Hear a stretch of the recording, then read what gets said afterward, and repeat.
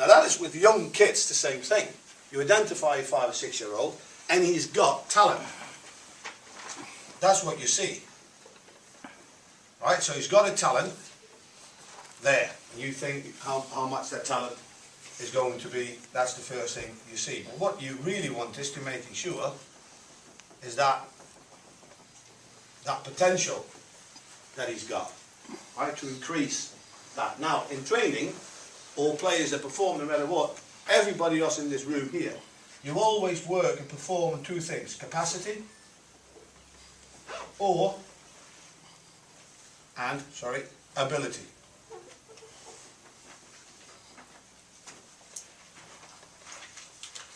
Do we get that? So, if I see people play, and this is linked with each other, and the responsibility that we have as coaches to increase that capacity. So if we work with players and they get better, the capacity gets bigger. So also their ability gets better. Yeah? That's what training does. So again, you work, you keep working, another layer. The ability gets more, right? That's how you work towards it, all the way up to hopefully you can fulfill that complete potential that he's got. But when somebody's got a talent, he's doing something he likes to do, no matter what it is. Whether it's that piano player we talked about, or tennis player, or football player, whatever. He likes to do it, so he enjoys it, right? He enjoys it. Yesterday, Joe told me a little story. Remember the little kids that I introduced you after the session? Yeah.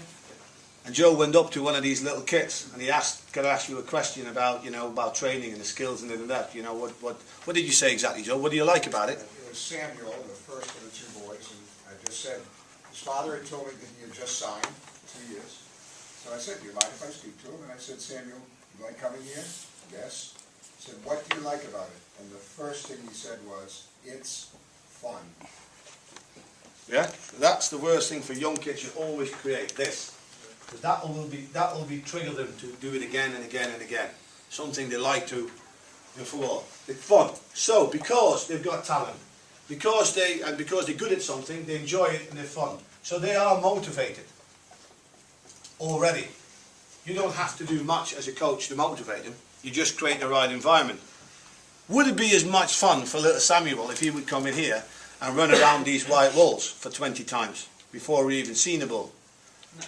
And thus stand 20 press-ups and sit-ups and all that, and then again run 20 metres of the wall? Do you think a small little Samuel would be running through that door the next day again and be excited? Behind the toilet. Exactly. He probably wouldn't come back. So, because of that, the talent, they're good at something, they enjoy it, they're motivated, they already have a certain level of natural skill. Because that's what you spotted in the first place. Right? And that skill is a variety of things. It's about how kids move, how they kick the ball, how they run, how they jump, how they turn, that sort of thing. There's one thing they're looking for now is an opportunity.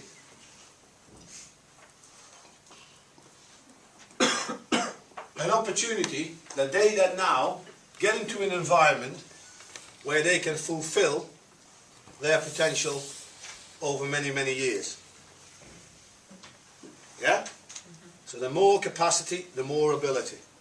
That's what you want to get to. Now, this is important that we create the right environment to do that.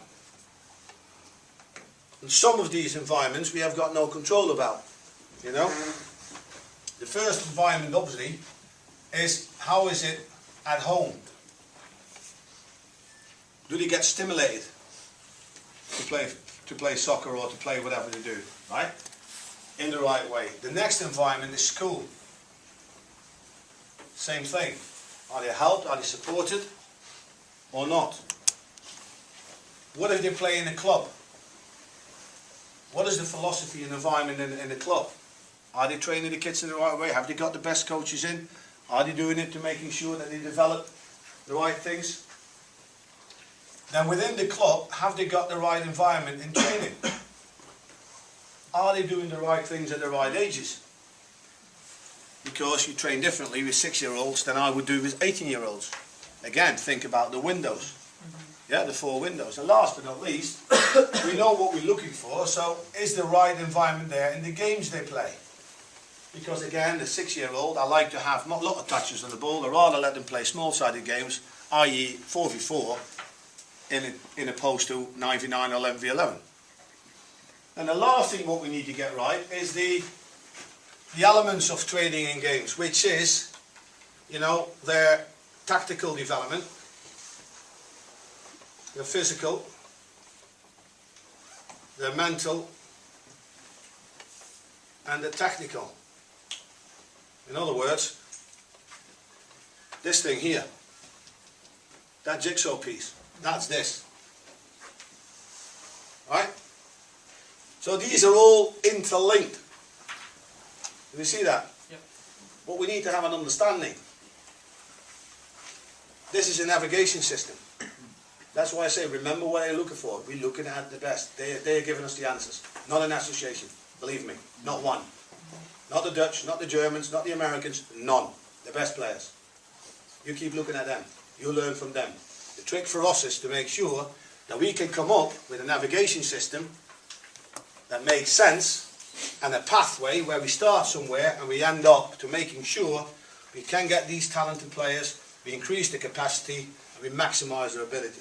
If some of that's not right, all these things turn into potential loss. Look at my handwriting, it's brilliant. Right? If any of these things not right, boom, the ability goes down. The environment in the training is not right, boom, it goes down. And that's interlinked. This is interlinked with this, but this is interlinked with that. It goes 2 ways. So that is your responsibility. That's our responsibility, has always been my responsibility.